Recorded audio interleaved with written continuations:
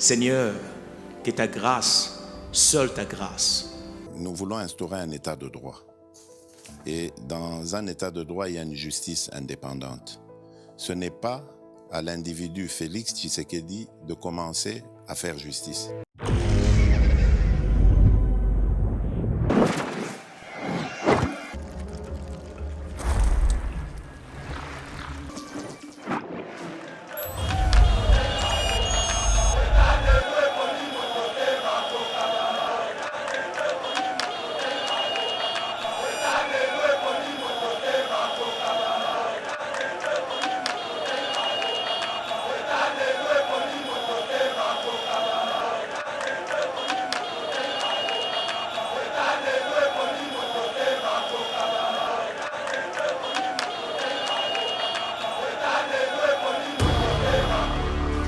Bami tuko na omona wana kabila wazoki na okiba soki kiba soki afindisi oto moni avion azo banke avion wana kabila ayaki na mbongo azaki na avion mbongo asombi avion ya banani. Non, on peut pas dire ça. Mais tu sais que président. Non, il était président. Quelqu'un quand il est condamné, baboto qui n'a pas bien. Pour passer ça mon compte.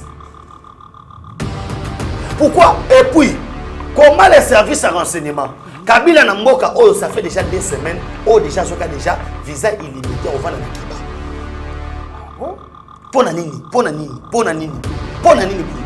On a yeyo bakanye na 2 pistolets na terminus.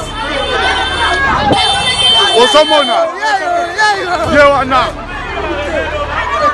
Bakanye na 2 pistolets. Ase déguisé muto liboma. Na nzoka ndasa liboma te. Ase déguisé liboma nzoka za liboma te. Tochaka fila biso en danger. Donc que stopper bozo na kwe mbo e ala ndakane YouTube ko za mtelboma na moyi na mutu aza parler mo ba ala na information na kute na mtelboma na kwe mo kane na beta kenga za mona kote bo na temika bo pa ta ba polo ta abomi yo akei nana koyeba Kabila ne mérite pas ses faveurs wala ngazo bengo za ba faveur. Ah bon? Kabila so mérité auto bengi sorti dini bomote. Kabila so mérité ben logité na mboko yo. Kabila mérite l'arrestation et à l'immédiat. Kabila so mérité ba lokumu wana te po wana za ko sala lokumu. Kabila tika chape bemba na mboko. Abimana ni. Kabila traité chape bemba na ndenge ni na mboko Kabila. On s'en comprend. To tika biloko wana obo sala wana naza d'accord na ngote. Seigneur, que ta grâce, seule ta grâce. Nous voulons instaurer un état de droit. Et dans un état de droit, il y a une justice indépendante. Ce n'est pas à l'individu Félix Tshisekedi de commencer à faire justice. Bonjour, bienvenue dans notre émission Éveil patriotique avec Benjamin Mwanasuka, Toko Lobelasir, actualité en Bokanabiso. Vous voyez bien qu'il y a actualité à dominée. Premièrement, la rumeur au Etambola qui lobby, il y a que Baba Kyungwa Koufi Moutoto, sa déclaration politique, ou alors qui a kokende na Kabila, ou soit kokende na Kabila jusqu'au bout. Bitumba Obaluka qui Félix a gagnant. Pourquoi? Puisque Ali Moutoto qui déjà préparé, formé pour na Bitumba ou cette guerre politique. Alors, démentir en mot et pas conseiller à démentir en mot Ali Lokuta, Baba Kyungwa Azali bel et bien en bonne et due forme. D'ailleurs, Sola Kinaye, donc ils allaient batouya FCC selon conseiller ils allaient batouya FCC Nemutu, Baliko, Panza, en tout cas, Barimer Wana. Toko Sola P sur bien, quelques biens, il y a Joseph Kabila qui vraiment aperçu lobby na aéroport pour la destination na Kiba.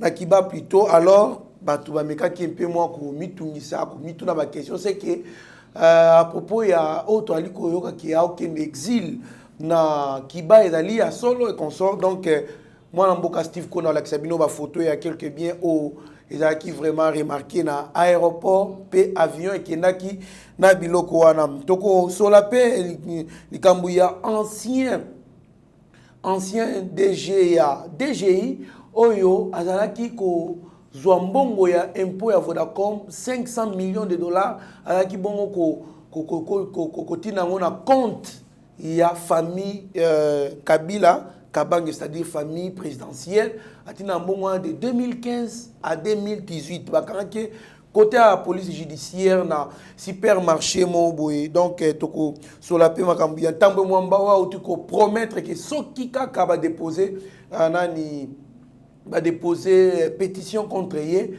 à co démissionner à l'ingité à Sibir Sony na ajnaye na mwana mboka Benjamin Mwana Souka pièce contre pièce actualité ndetoko sur la maignon sur na auto taïsa binoa mwana mboka Benjamin Mbote Mbote ndeko Trésor Kandolo esengo mingi kosala suna yo émission mkona lelo na profiter ko pesa merci na ba abonné na biso surtout non 7900 déjà abonnés et on peut que dire merci à Dieu et merci Nabino parce que tozo kende malem ko atteindre objectif oyo tolobi to célébrer 100 000 abonnés d'ici le 31 décembre. Tout à fait. Et na ebi que notre tolo émission oyo maele na maele loko le kutani to kopesa ba imboka masolo kitoko. Merci beaucoup mon mboka Benjamin, nous disons merci à monsieur Ben Bouyamba et à monsieur Jacques Pongo. Nous disons aussi merci à notre DG qui nous assiste en ce moment, Eric Moubiala, Steve Kone derrière la caméra et consort. Donc merci beaucoup. Nous surtout pour Vandi, nous avons pour Bolanda Bisso, moi mboka Benjamin, moi na Souka, lobby na pokwa, téléphone nanga, en tout cas, na yokela ngona mawa. Posé za ki mutu, niveau appel oyo nazwa ki likolo ya baba kyungu, je ne sais pas.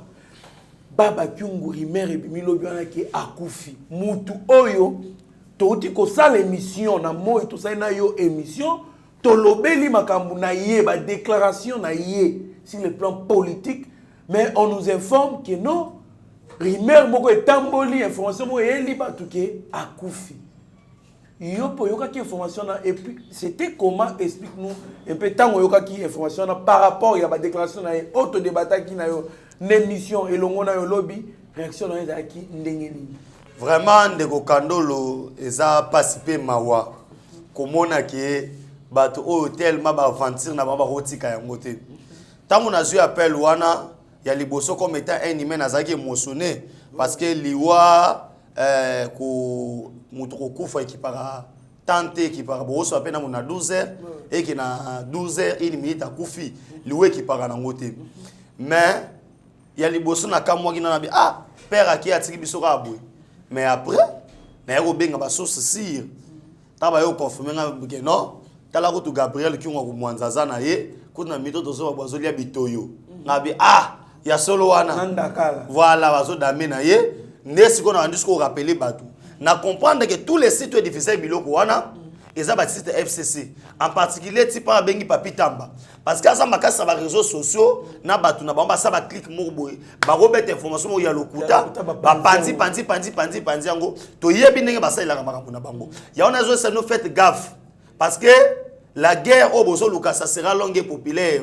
eke obo luka bokoka yango te ba ko boma papa batu na makasi te baba kiumwa za papa liwe ki para agité yozo zingela ngena papa kiumwa okufa liboso tanso yo ndu okufa liboso na ye yango bosa la très attention au mona ke no ba magui na bango ba ko lemba te na ko dénoncer même fameux meeting ote Kabila zo ngaki ne Lubumbashi sala bo nyoso wana ba ko telemela ngo tina suka. Merci beaucoup Ezali Pasi mingi tout ça bazo lukaba déstabiliser Katanga guerre civile moko ebima po baloba nini non il y a une crise bazo kanate dialogue et consort parce que baebi ke baba Kyungu c'est un leader voilà ce qui les loba katangé et en particulier ba lusho ba yoki ke baba Kyungu akufi désordre ki ko bima na voilà ba profiter na simana basa nini ba bimisa et puis akufi na circonstance nini voilà awa ba benge se gouverneur ya de gouverneur ba na Kinshasa to kolobelango bango sko ba lancer le wana liwa pour trouble moko boye e banda ozo comprendre lokola bango du fait que ba kasayen ba vanda na Katanga eza problème ba yebi que zone wana de yeza déjà fragilisé na makambo ba un ethnique wana yango ba luka ba lamba très cher congolais tozali bana ya tata moko ozala mungala muswahili muluba Congo tozali eloko moko tozali eloko moko cela veut dire calcul wana kabila zoke nango ndeko kandolo yango zo comprendre ngai ke na ce que lobia wake ko kende ya kabila na katanga na zo beta CT akenda ko pema te akenda ki ko multiplier ba stratégie na zone o yesa yebi ke non zone o ezali fragilisée au moins ce moko so ba action na bango ba beti ke non ba ba kyunga kufi et puis ba bino ba oboya ko diffuser information na pour na ko gérer ba tension ba tension pena nde mata voilà pour ce ko ba doit ça nini ba tomboka bango ba so gain de cause mais si toi moi surtout nous demandons l'information ba ba kyunga sa muta ko kufa pe le na lobby mais pour l'instant akufi te et tambo ka lo ka bilo ka vina so kiengoti et magia ono kiengwa daye boyena boye toyebi nde basala mamu na bango mais papa ça bon moyi et mamboza bien en tout cas papa zali moko ya ba 13 parlementaires oyo ba boya Mobutu ba comment lettre ya 52 pages pour na ko dénoncer mabe ba détournement makambutu ya mabe dictature ya Mobutu. Alors c'est l'un des personnalités rares au atikali na 13 parlementaires wana baba kuma ali na front ali ko bundelongo na biso voilà biso to bundakawa yeba bundaka kuna voilà il défend le chef de l'état et puis c'est un leader d'opinion oui c'est un maître ya masse ozo comprendre yeso abiki no katanga wana eyinda pe yindi pe ozo comprendre yango ba yebike basala kinyo soto oyebi tangu baba kungu d'abord to répéter loko baba kungu tangu ndimi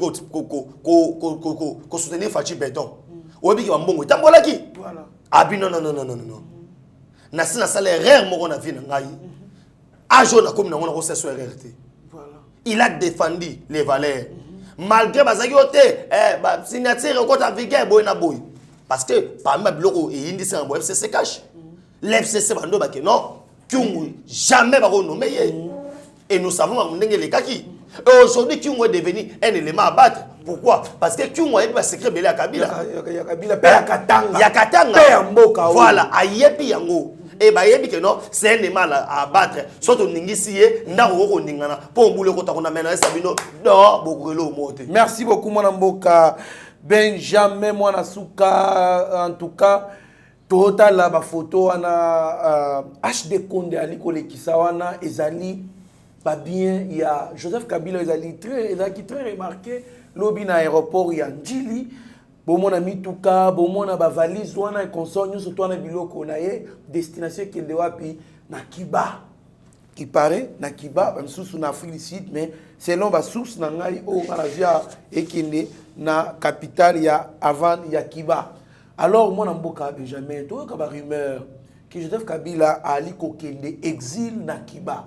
Apparemment makambo komi ya solo puisque ma mituka ya leaks na ye ya watu aliko tala ninge ba aliko embarquer ngo po ikindi réaction na ndenge nini réaction nanga je suis très déçu naza très déçu parce que lobi na baki na émission awa Kabila ne mérite pas babiloko ba osalele wana Kabila ne mérite pas ses faveurs wana ngazo bengo za ba faveur ah bon Kabila zo mérité Oto bengi sorti dini bomote.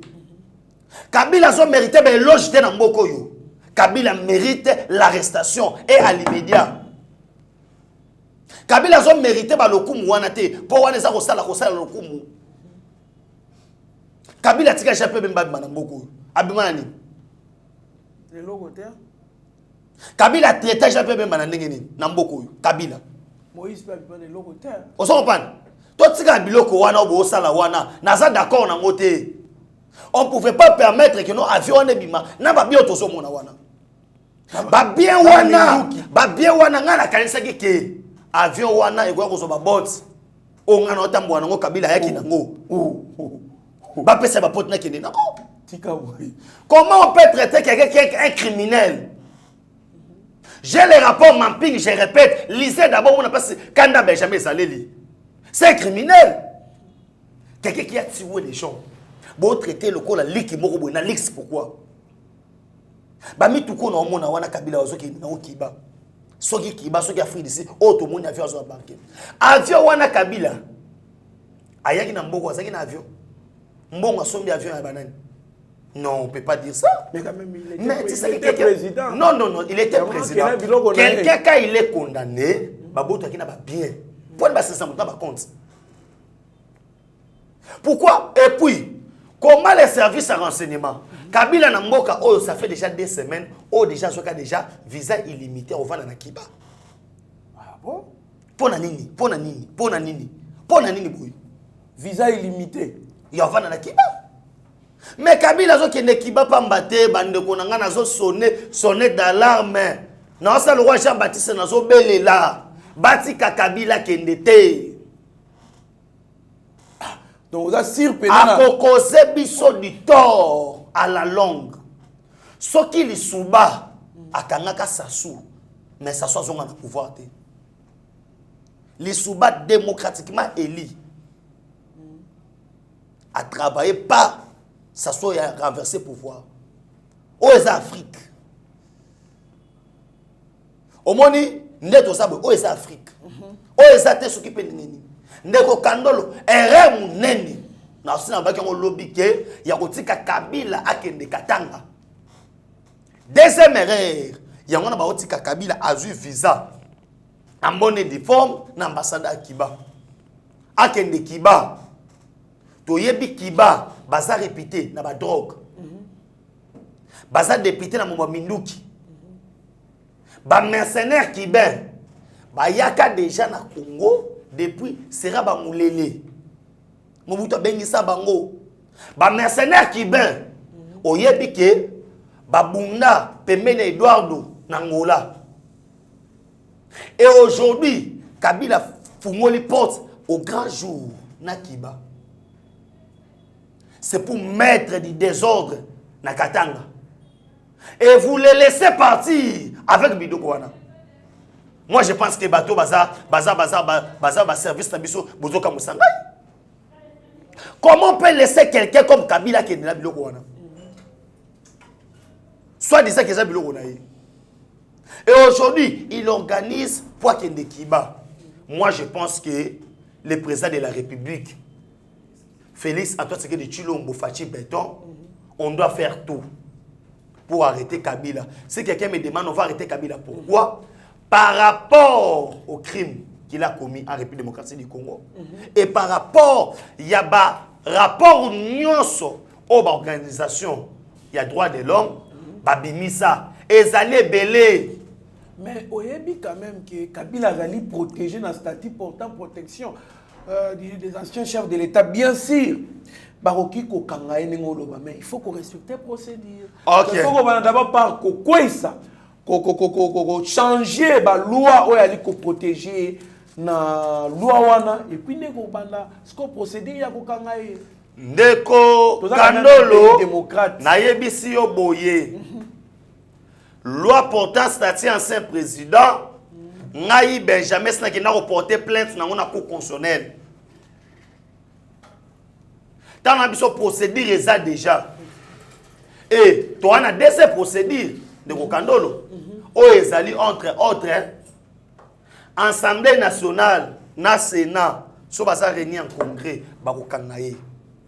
Ba otika champ libre ba kangaye.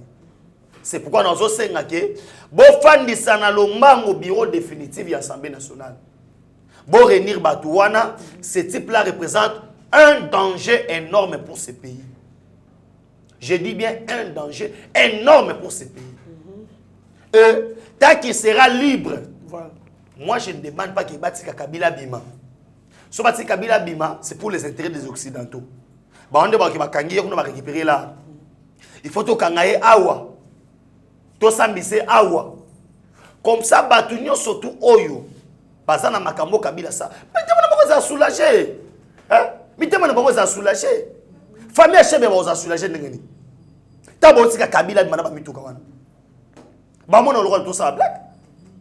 Biso éveil patriotique soto moni ndoki to so belela. Voilà. Et ko belela na ngai sali ke Kabila représente un danger, ba ko kotika na biloko wana kende nango te. Merci beaucoup. Bakanga yango, na mukuse, bakanga yango. Bakanga biloko yekende. Bakanga na ye mutu na biloko bakanga ngo. Merci beaucoup. Na zoka cela veut dire neto sabo to rosu to kape Kabila che ba lion na ba nini akena bango. To taleka na miso. Non, pas jusqu'à ce point là. Oh Balion, on dit matema qui na ba léopard. Ba léopard na biso Congo. Ba ki na bango. Ah tika ko ndeko kandolo. C'est tout, je me rappelle, il faut que ça bangando wana to kosala ba test to ba misuni ba tuni ba liaka. Oh. Mwana mboka Benjamin mwana suka. Sénat Alexis Tambwe Mwamba promet de démissionner au cas où on saisit son bureau avec une pétition. Réaction na yo. Réaction na ngai esa ke aibi ke non ba sa fouti. Ba sa parté. Muto ba tshela ka mutema. Asa ba problème. Mais ndeko kandolo tato sa bana mikie. Ozo manquer oza mwana suka, ozo manquer ba mikolo, oza blon pour maman zali. Mais so maman ki wenzi. O commandeni. O komi respect pour mutako tela kwa sate. Malesi ta momamba. A hotel mafanda. Na côté là. O bien là bana bala bempoli na famille. O simba bwe mama côté là. Mama ta ke mwana malamu. Mwana malamu. Wana bokotina ta 50 fois. Wala ntinta mama ko mikabo. Ko mikabo. Encore surtout ba mikolo numéro yeme o azo utiliser. Ba yebi amote. Ah bon. Numéro azo utiliser ba yebi amote. Numéro ça pas mouillage mo. Et pas nani? Et pas mouillage na kiabula. Ya ba avec ça. En tout cas. Mwana malamu o wapi, il sait bien que dès qu'on dépose et l'on ko arrêter ngwezate. Alexis Tambwe Mwamba s'est senti ridicule. Mon a dit soit chef de l'État. Amoni penda que non, penda bileki nga bikoki. O ça la face on peut penda ngini. O eza vent il y a union sacrée. Si on moni ndeko kandolo bato adhérer kutu na yebi na noté. Eza ola mwi na toro mouvement boto adhérer. O gouverneur bo adhérer. Gouverneur non qui faut adhérer. Na yebi si yo boye ndeko kandolo. Soki Tambwe Mwamba akota kocha bras de fer. Alinga mikuta 107 sénateurs ba signaler pétition. Banga batikaka mibale. Yé na Joseph Kabila. Ne banga basanga. Yango moniki amoni te awa soni. Il paraît que Evariste Bocha a signé pétition. Mais na zo biso ki dans la live soli. Oyebelo zali Tambwe Mwamba atali babare ndenge zaki. Obi ngomba de zaki. Oui, non. Tu l'as reconnu. Non. Tu l'as reconnu. Oyebi muto me mapela pétition ata mwana ngo. Madame Bijou Boya. Ye nem da tamusa pa. Mboke kome lenge. Sikoyo Tambwe Mwamba. Amoni ka ke no show ezate. Mama na mi lobela la déjà biso ka kotika. Ya bika so ka koti boy. Na mitikele. Po na boy na okasoni. Aboyo okasoni. Tambwe Mwamba bazo ki mabongo ndeko kandolo. Yokelema mususu. Il a beaucoup de soupçons de corruption. Et pas naie. Nambongo ba travaux 4 millions. 4 millions. Pour ceux qui mwana naie. Ya Moscou ça bani. Ami sauter déjà premier. Pour pas pour maman, pas pour maman toté. Na chani mabunda. Na Tambwe Mwamba. Il y aura des poursuites judiciaires au Rolanda Bango. Oh c'est la première phase nan. Tala mboko yoko, tozo sama mlingi zala. En tout cas, surtout côté wana ba congolais ba nyoko ngata na ta ndenge na za ko tanga université. Na nyoko mi fona kemi fort. Mais là on a yoka 50% ya production ya G-Camille et ça ok et kenera na compte ya Joseph Kabila yemoko. 50%, 45% tekane ba part sociale na ba paya. J'ai caminé bénéficié à 5%. Mais les autres que non, on ne va pas fouiner les passés. Oh, na redémissionné pour ma moto. Borenya na mbongo na nga. Borenya na mboka mbongo ya Steve Konde. Borenya na mbongo ya Eric Mubiala. Mbongo ya Benjamin Mwana Suka. Mbongo ya ba Congolais nyonso. Borenya na ngo. Il faut répondre. Il faut bozongisa mbongo wana. Yo kozongisa banzala nga lala. Okozongisa ba makolo nga la beta. Nga beta ba makolo. Nazaka dernier étudiant pour fouta Minerva na LD. Dernier étudiant. Donc na fouta Minerva mutwa suka. Botika bakambwana. Mama oboma moto ezate. Mwana mninga mawate. Vous allez répondre de vos actes. Moi mboka to aliko koba na na émission na biso en tout cas couvre-feu bato belé bali au critiquer ngo à l'instar ya nani set kikuni ya lobaki au couvre-feu modèle nino bato bakosalisa banzele zate mituke zate baso de muto epai na kokende osali 3 heures du temps na kozongo osali 3 heures du temps pour le casso de mouton ce ko yebisa ngai 6 heures du temps ce ko longo exemple 15 heures ou comme 21 heures pour bakanga lobi ya koza muto liboso ako violer principe là ba okanga pour na couvre-feu mais yo ke logo ce qu'on a oloba couvre-feu total en cas na angle sanitaire ti to ke na angle sécuritaire moi mboka Benjamin total na nous extrait vidéo yo et bon to kutana simaya vidéo na yeyo bakanye na 2 pistolets na terminus osomona yewana bakanye na 2 pistolets ase déguisé muto liboma na nzoka ndasa liboma te ase déguisé liboma nzoka za liboma te osomona yewana à se déguiser Mouta Liboma, ah, tu as commis la maison communale. À se déguiser Liboma, mais hors casa normal. Ma cagnelle a 2 pistolets. Oh, Asa Liboma te. Moi, je suis Benjamin, tu Kolanda Wana Ali, un Congolais qui doit. D'ailleurs, il paraît que vous reconnaître bakangi mutu liboma bisonyo soto moni na 2 revolvers. Réaction na ndingi. Réaction na liboso pas cette qui kouni fois baboué. Le président de la République a prêté un serment pour garantir sécurité. Il y a population na yé. Les lots qui population ceux qui malades et une grande partie de la population, le chef de l'État a gouverné au Bengi Banyamate. Aza chef de l'État pour Basali. Après un serment pour garantir la sécurité na biso entre autres sécurité sanitaire. Tout le monde le Donald Trump pas même le roi a critiqué parce que on a un masque pour les États-Unis et faire perdre l'élection des États-Unis d'Amérique. D'abord cette qui coule soit zoé que non, ils a parmi ma prérogative au chef de l'État. À lobby bien que tant qu'on va au chef d'état d'urgence, le chef d'État va nous que non, ce sont des mesures où ils allaient impopulaires. Mais il faut tout ça tout exécuter afin qu'il n'a préservé auto bengi santé ya ba compatriotes na ngai yango wana soki set kekuni il faut ayeba no yango wana na kombo Steve Konde ko telinga na monoko pam set kekuni ba comprendre ba mundenge ezali eloko ya mibale ko landisa ma mundenge zokende je répète bien eloko Kabila zo préparer na fin de l'année oyo to yebité. Bible écoute le lobby na biso boy. Soyez prudents. Na makambu ya kozala prudent. To yebi ke batanga serpent, diable, serpent. Mais Jésus azoba na biso soyez prudents comme les serpents. A lobby na biso qui non, je vous ai envoyé comme étant des brebis au milieu des loups.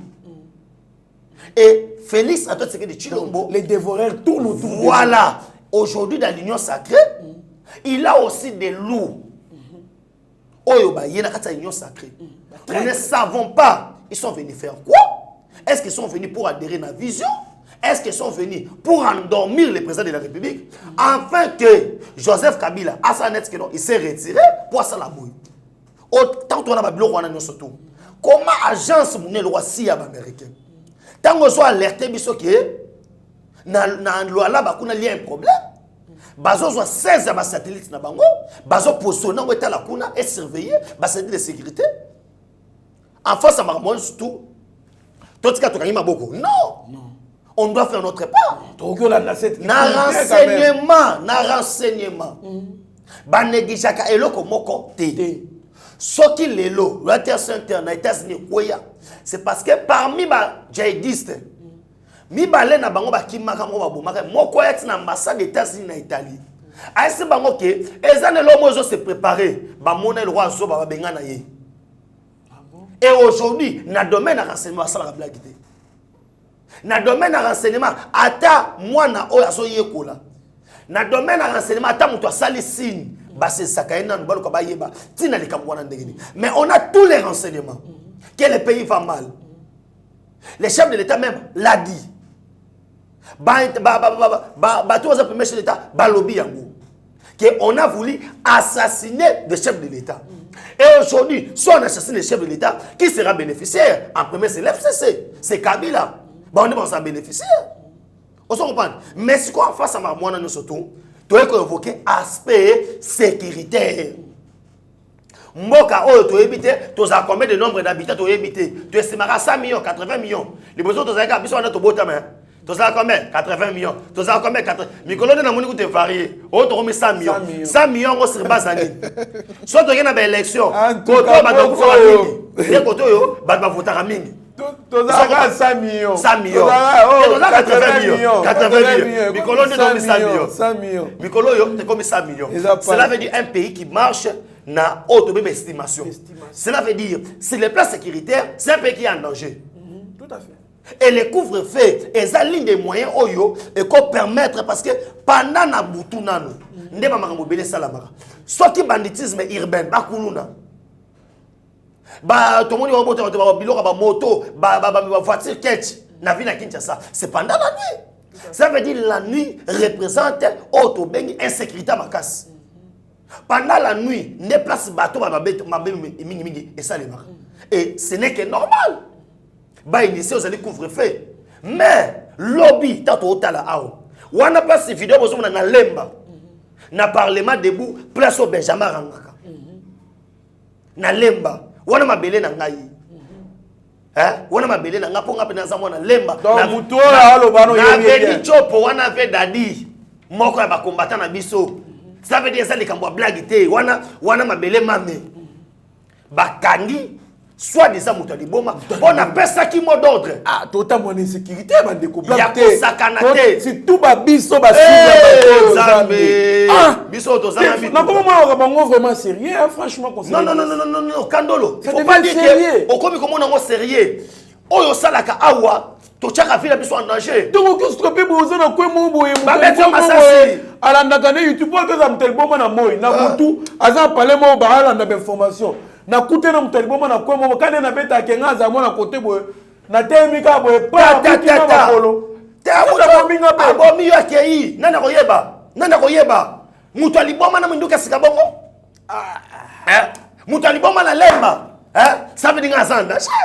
Ndeko kando les magiques tosko mutu wana amuna menage na besa na kaka na supermarché na orange na aussi so kiti fin de compte otika na yo moko voilà po batu bakabwanaka wana telemi ozo c'est la transport pe uti ko dénoncer makambu ya bato maboma yesko mutaliboma ngwana aza munduki akuta esko na yo maintenant les nazolo baboye congolais to solanda nga et loko to bengi couvre-feu ezali pona bien na yo oya kobima na butu aboy ko to sa couvre-feu wana aza étranger aza jaloux oya okomelo na butu etali yo tout le monde a parti à 20h nazo sa ba passer to sa me robana tongo ti 20h to kati 19h36 zongi sa bana ba na ndaku pasa yo melaka mwa kopo na yo mela na 19h30 ndeko ya bar ko santété kende oya bima cible pamba bomba ba criminel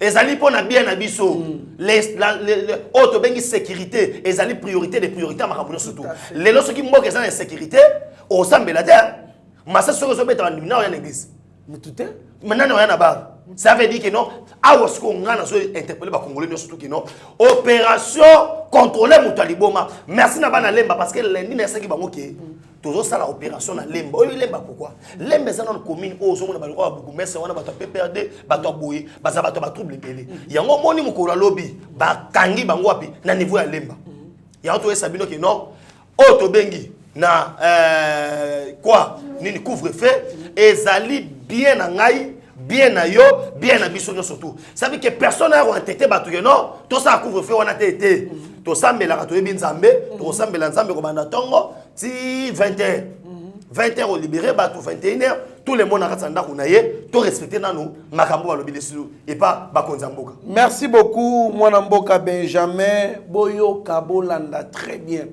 couvre-feu ezali pona bola on a biso muto liboma na 2 revolvers. Et ça risque makasi. C'est tout pour la biso batuto dénonçaka bango bato maboma na obaza armée. Batamoko to kuta na pena bakomo bo rekile na lemba. Ba milliers pena to fréquentaka makasi. Muto liboma vraiment na revolver en tout cas bande koto milenge la couvre-feu ezali pona ba congolais nyoso bona na cette kikunité. Bona na été. Ce qui est alobi a ko violer couvre-feu na po bakanga e mitalié. Mais sinon, botika na non, on répond aussi à cette kikuni qui se passe pas que nenga ya za cette kikuni wana il est au-dessus ya mibe quoi. Vous comprenez? Cause à cette kikuni le belo moté, ça veut dire cette kikuni yo le rozo cha mutu makasi bima. Bima comme ça total ce que oyo comme la yo. Parce que as un leader d'opinion avant TTP Batou. Ya on a besoin de kokandolo au comprendre genre ya Batou oyo. Achaki candidature à comme président de la République. Mutu oyoyo lelo ole peuple congolais. Alors bakino ba mesure wana biso to boyi yango mais soi-disant candidat président de la République. Oya bano kana ki un jour akamba Congo. Aza na président de la République. Quel exemple ngaki a ça na population? Et là on a même la population. Voilà pourquoi ba congolais ba vota qui était ba pesa ki auto bengi Félix Antoine Tshisekedi Tshilombo Fachi Beto. Oh, ils allaient voir na bango parce que non, muto kama moko malamu yeyo. Quelqu'un ozo ebisa batu ke non, bo télé la mibeko. Et bon so comme président. C'est que anga ka protéger les Congolais na voilà. Te au moins le peuple congolais, bino mo boso mona ke non, batu o banda ko luka. Mais basa na raison pourquoi on vote qui était. C'est ça. Mais c'est l'homme sous nga na yebi. Ba cette qui kunana bon, abimisa mbongo na mon côté boy $100,000 pour postuler. Ils ont été financés par les FCC. Voilà. Ezaki na plan mo ezaki que ezana ba candidat à opposition, ben ba boycotter l'élection, na ba peut-être ba boya ko postuler. Net ba Félix, ba Jean-Pierre Mbemba et consort. Parce que ba cette qui kuni wana, ba Shekomba, ba Théodore Ngoyi, ba fouté bango ba $100,000 ba ko déposer la candidature pour que ceux qui exemple candidat ya continuité à postuler et que l'opposant va boycotter, ce que la candidature est validée. Élection. Et puis les mesures, on doit dire au peuple congolais que les mesures c'est pour le bien-être de la population. Voilà. On se comprend. Fachi ne fait pas ça pour non, il fait ça pour le bonheur du peuple congolais. Mais allons-y voir les ennemis du peuple congolais. Les candidats bateau Kabila ont financé. Ce qu'on a dit, intervention surtout à cette kikouni. Et ça contre Fachi, c'est contre le peuple congolais. Parce que voilà, c'est contre le peuple congolais. Parce que la mesure sur la rébellion, peuple c'est personne ne va te suivre. La population congolaise, la preuve est que bavotaka yete. Nous soulever le mot boye batu oyo boali kola la bo critiquer président le bo keba. Bo tout na Théodore Ngoyi. J'ai appris que à lobby l'émission mon batu nié makambo a Félix, ya Félix à lobby. Non, na loba ngote Zamba kebi singa deux fois. Pour na Félix, pour na président de la République. Moi je pense que Zambe a kebi si deux fois pour hier qui parle batu na Martin Fayfay ba funda président de la République. Zamba kebisi des fois donc bokeba na makambo susu o wali komona mboka oyo président zo mboka pesa na Zambe ba ko kate c'est que so bundisa obundisa Zambe pe alors kebisa ne wa kebisa Théodore o ka so ba makambo contre président de la République alors ba esute ba kebisa mon mboka Benjamin tokomi kochité en tout cas Steve Konali ko sa déjà ba sin kuna plainte contre Jacques Kiabula na Lubumbashi ba funde kota messieurs Boalia Kalunga afundi alobi boye ali kobimisa mbongo afundi pona détournement ali kobimisa mbongo na caisse ya l'état akofuta batu akofinancer batu ya FCC activité ya FCC na PPRD apesa batu po ba boycotter donc ba saboter ba chef de l'état kaka ye wana Jacques Abula ali suko sala ndenge nini ali ko a créé un immeuble ya péage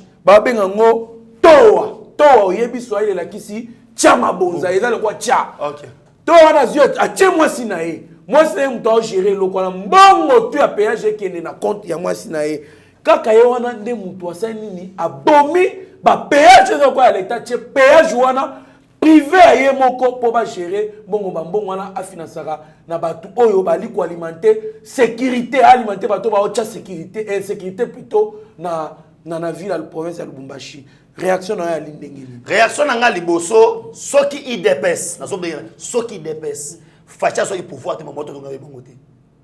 Tous ces gens là qui parlent aujourd'hui bla bla bla bazo ganga boy na boy ya makamolo bela yango yo bakeyo te ba kino funda ona oni na nini makamolo bela yango wana tous ces gens là qui parlent makamolo ça mapi na Congo na ba gouverneur oyo FCC ayiba ki majorité voilà na ba gouverneur oyo bazaki nommé na ba niveau to yebeli wana. Imaginez-vous, plein d'exemples, Jacques Boula, vous comprenez bien. Le problème, on devait mettre rancune entre les Kassaïens et les Katangais. Na niveau wapi ya Katanga. Sauf que mon lelo, Gabriel Kimwakumwanza, a comme élément à battre parce qu'il devait adhérer à la vision comme étant leader na niveau ya Katanga. Sauf qu'il a adhéré à l'Okuwana, ça allait s'enflammer. Comme ça, Kabila a un trouble. Je vous dis pas au revoir, mais je vous dis à bientôt. Il allait retourner au pouvoir. Parce que face à Makamouana, nous surtout. Et aujourd'hui, il faut y babouiller. Union sacrée et Europe, ça va te bénir pour ça. C'est pourquoi nous sommes que Kabila qui a un pété. Kabila qui a un pété. Makamouine dans les sous-sous. Il avait ma base où il s'est tchaki. Au moment où il a passé à Télémia, il a base bilanga bouna boui. Mais l'histoire est bandée. Il faut que tu aies comment péage il y a Kasumba Lesa. Mbongo wana 90% nango ezo ki na compte Jeannette Kabila. Zoé Kabila za gouverneur na Tanganyika. Comment na auto bengi o Katanga a se permettre que non atia ba barrière na o ba pesa ke mbongo. Ah ce que to na gouverneur. Et puis gouverneur soko bi quartier golf bien na Lubumbashi na koma kuna ya loko la Gombe ya kuna. Comment ba milice oh, il fallait pas attaquer prison, bah se retrouver na Tongo, na résidence ya gouverneur. Ah bon? Na résidence ya gouverneur. Na bison de Kokandolo, il y a à boire et à manger. Il faut qu'on ait pour la haute trahison. Ba bengi si déjà awa parce que les drapeaux oyo il y a république, je sais que ta indépendance et se retrouver na marche à Joseph Kabila.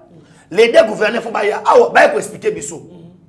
Et puis, Gédéon Kyungu, na réunion na Kabila, na Kebula, wapi na Kolosi. Ba koma ki bakutani ndengeni. Pona webi soki no omoni Nzambe, soki sa tomboli mutu. Nzambe soka sana mutu. Yango na ngana pesa pe ba ndeko na nga ebele conseil que babundisaka jamais mutu asa lelo kwa Nzambe. Parce que t'es un mutu et ça t'es un mutu. O esa époque o tozo ba ke no Congo fo lo ngana katsa libulu. Oyo nyonso to sa misala mabe. Nzamba ko bimisa na poisa, ne bazo bima na poisa wana. Ya ona zo sabino ke no, les gouverneurs là doivent être arrêtés. Le ministre de l'Intérieur Gilbert Kakonde, je pense que les faits sont là. Attention pas qu'il pour un détournement, mais les faits na aspect sécuritaire. Na yebisi yo boy, soki auto bengi na kombo ya Gilbert Kakonde. A comment na Lubumbashi? Na hôtel ko la Caravia, et ça le la grand hôtel à na Kinshasa. Mais batu ba continue de pouvoir Gumaye. Sécurité et puis na Lubumbashi. On a une sécurité niveau ni. Précisez-le batu boye. Soki Tungu abenga le président de la République pour l'annoncer que aweza ko inda bati na brigade spécialité banga babuka prison banga bisa prisonnier kuna trouble ngebi makuna pour rendre les Katanga ingouvernable. Merci beaucoup. Un mot sur l'ancien DG à DGI. Bakangié na supermarché kota kota police judiciaire ya parquet près la cour d'appel bakangié balobi azalaki kozwa mbongo ya impôt ya Vodacom a kotinda na compte ya famille Kabila Kabangi atinyango de 2015 à 2018 réaction na yo vraiment réaction na ngeza buya to pesa yeba TV raison bo pesa réveil patriotique pona ko lokowe sabino nini au moins ba biloko oyo bakulutu nanga passer gili ba ndako dénoncer bazoloba biso ba Benjamin mwana suka toye to soloba les gens croyaient que c'était du mensonge mais aujourd'hui vous comprenez que déjà zo sabino que de 2010 mbongo wane kendaka mbongo yempo et kendaka na famille Kabila mes frères et sœurs muto aboboso ke no batika libre ya on so baboy sko ndeko kandolo makambo ebisinga wana yosko bresonné de 2010 ani ozotanga ozaki étudiant pas de yoka na bisa 500 millions yoka 500 millions yoka non bis c'est ça ce qui chauffeur à 207 était yango nzamba pambola batu nyonso to bazana poto tina ba 207 na bango matata po ndoki akanga ba 207 ko tambola souté na moment zo kanga ba 207 ko tambola souté yo moko bike 500 millions 500 millions ça vaut combien des écoles ça vaut combien de maternités mais on prenait ça on donnait un individu Ndeko Kandolo on attend quoi pour arrêter Kabila on a aspect il y a entreprise moko pamba Vodacom moko pamba yona sakyo awake bazaki na domaine pharmaceutique oyo Jeannette Kabila azo gérer biloko no surtout bazo zona produit oyo ezali ya komela batie yango dose mukie bazi forme nyoko batondisi non mona muto abela malaria olamela plaquette moko amomela 15 plaquettes poabika ok na domaine de télécommunication ndenge moko oye na domaine ba mili kutu n'en parlons pas azana ba carré mini ya yemoko na domaine forestier Zoé Kabila na ba chinois mais aujourd'hui ma moto so bima mais nga zo ok non tous ces 4 5 chemins s'il faut qu'il y ait Assemblée nationale na Sénat bo vendre sika moko pour bokangisa Kabila c'est simple faut ça là et ça prend ma priorité l'homme ne peut pas rester libre tant que déjà so bima on sait pourquoi parce que ils ont senti que makambo changer parce que c'est là on makelele je tiens à rappeler que bakanga les deux gouverneurs bakanga Joseph Kabila parce que auto bengi sécurité il y a katanga et ça dépend de la batouana bakanga en tout cas merci beaucoup Ezali pasi mingi imaginez mbongo bongo Airtel balobité Vodacom et Orange balobité ceux qui te retirent à Fricel on a balobité tout ça entreprise misusu et ali pasi mingi regardez comment est-ce qu'on a pillé ces pays mais peuple congolais abandonné la souffrance mutema mabe ya ndenge nini Scott okepe na ba DG à Basonas, ba DG à OCC. Bazai kopé ça mon combien? Regardez comment est-ce qu'une personne était venue au Congo uniquement pour piller le pays au détriment des Congolais. Et ali pasi mingi. Ceux qui ont bateau ba okumisa Kabila elo ba défendre tala botika so bo défendre pour na ba mieto peut-être à Pesibino. Mais ce que l'homme là a fait pour ces pays, pour les Congolais, c'est très dangereux. C'est très dangereux. Ali Moutoumoko na ba pays arabe, ba baki ne kulusu, ba sale kamundele. On n'incite pas la haine, mais c'est la réalité. On n'incite pas la haine. En tout cas, loin de là, na lobinde kake, na ba mboka misusu, ya ba pays arabe, mbele ba obuma, ba osale mabe. En tout cas, merci beaucoup. Moi, Mboka Benjamin, moi, nasuka tokomi na suka émission na biso, tala caméra, ya Steve Konde HD le petit génie.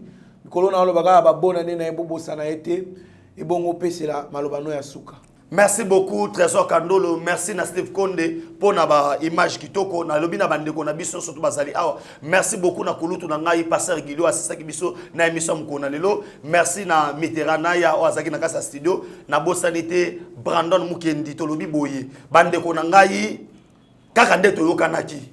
Tozoke malembe et sengeto kombola. La classe politique ya Congo et sengeli ba idéologie sika ebima. Ne kout nanga loba ke non soutenons Fachi car c'est notre sang, c'est notre frère. Aux intérêt à soutenir parce que ba tout si ato loba awa ba makila ya ndeko na bango et mati. Ils sont prêts au sala nyonso pour défendre Joseph Kabila. Ezoka musanga yo fandi na Paris na Bruxelles, ozo finga Félix Antoine Tshisekedi Tshilombo. Et que boyena mais a osé suma mwana te a esa makamunde tozala ini ozala mukongo mungala muswahili beto na beto biso tozelo moko na osenga na biso ke tozala bomoko ndenge bosenga ki na biso et que tozala biso tout bomoko ça sert à rien ero tozala division mais na robesa bino boy ba miyibi nyonso nga nazo répéter miyibi nyonso ba kokangama. Et Joseph Kabila azo mérité jamais traitement ya obazo mituka ba tchele na avion akende nango te azo mérité yango te. Quelqu'un qui a tué 20 millions de Congolais. Lisez les rapports Mamping. Bon, pourquoi? Pourquoi tu as effacé l'histoire Nabiso? Aujourd'hui, génocide na Rwanda. Ce qui 60 000 personnes bakoufa. Mais Biso, c'est plus de 20 millions de Congolais. 20 millions de Congolais, Ezali, pays combien ils disparaissent. Pays le rôle à Haïti, ça a 2 millions. Mais on en parle. Ce qui sont Congolais, tu as mis l'obélité. Il y a un moment où tu as Robanga, tu as tellement d'habitude qui n'ont élongé comme un mais pour retirer le peuple congolais. Ce qui ont bima. Au moment où le secrétaire peuple congolais, aux incité Batouke non, Bobi Manabalabala, 22h, on a beaucoup de mandats votés, bon ça la boité. Tous au monde de Malem, ennemi à Congo, Basa Wapi. Et Tigana Ibisayo, Okuta Nipena Bilombe, Oyo, Tokobunda, Nabino Komba, Wana, Tina Souka. Ça veut dire, à tel lot, vous effacez à Benjamin Mwanasuka, vous effacez à Bechole, vous effacez à passer à Gili, Yeba ke Batouana Moussousou, Bakobota Makara, passer Congo, et ça Abissou. Et ça n'a biloko, Oyo Moutami Ponelaka. Et attention, tu as moi ça robala bilamba rolata mais kolo va pona kangote. On est né des Congolais. Nzambo eba ki atine so ba Congolais pona nini. tango yango yo biso surtout place ezali totelema na pesi mbote na bino nyo surtout numéro de téléphone ezali plus 743 9 70 40 89 57 plus 743 9 70 40 89 57 et tokutani mukula lobi. Merci beaucoup. Merci beaucoup mwana mboka Benjamin mwana suka en tout cas ezalaki sengo makasi ko partager plateau na yo en tout cas toali ko annoncer bino d'ailleurs ici panzanaki déjà la mort du ministre délégué au ministère de l'Intérieur, Ariel Mvouzi, Akoufa, qui en tout cas, Batouali, Kosambela, Bakota Bajen, Bakoma ministre, mais comme ministre, Odaena, en tout cas, Ali Passi en tout cas, mes condoléances na famille na Mobimba. Merci beaucoup na Bagnos Tubalanda Kibiso, équipe Mobimba, Eba TV, accompagné Biso, HD, Conde Steve, Pasteur Gili qui nous a assisté, Mitterrand Naya. Des papes, les before, il y a Pasteur Gili, pourquoi pas, Eric Moubiala, DG Shadrach Olo. Merci beaucoup, Navagnos Palanda Kibiso, Magloire Makengo na Chypre. Merci beaucoup, Alvin Mobali na États-Unis, Ashley. Merci beaucoup, na Etienne Kabongo, déboulonnage na Bruxelles, pourquoi pas, au président Chiquito Mouchachino. Restez branchés sur notre chaîne, vous ne serez en aucun cas déçus. Mieux vaut être maître de silence que plutôt esclave de ses propres mots. Merci.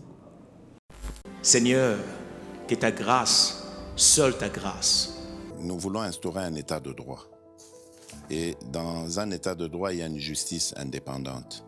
Ce n'est pas à l'individu Félix Tshisekedi de commencer à faire justice.